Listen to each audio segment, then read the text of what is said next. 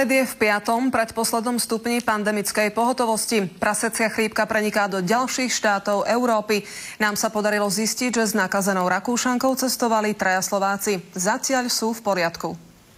K mape sveta s potvrdenými prípadmi sa ani dnes Slovensko nepridalo. Prípad ženy, ktorú včera hospitalizovali v Nitre, sa ukázal definitívne ako negatívny. Doposiaľ v Slovenskej republike nie je evidovaný prípad infikovaného občana. Ale špeciálnu pozornosť našich úradov dnes popoludní vyvolala informácia, že s 28-ročnou Rakúšankou, ktorá sa novým chrípkovým vírusom nakazila, cestovali aj 3 Slováci z Banskej Bystrice.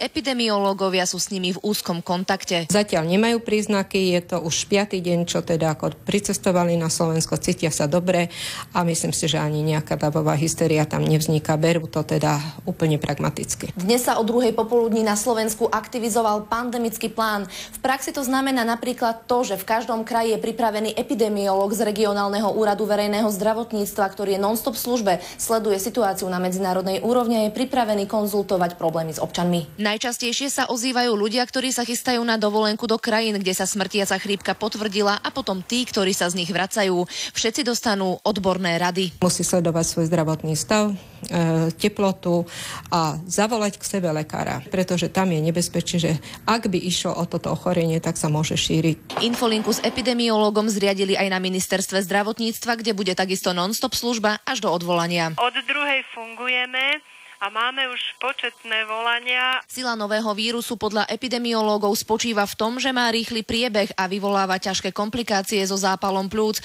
Ukazuje sa, že inkubačná doba môže byť až 10 dní. Martina Dratvová, televízia Markíza.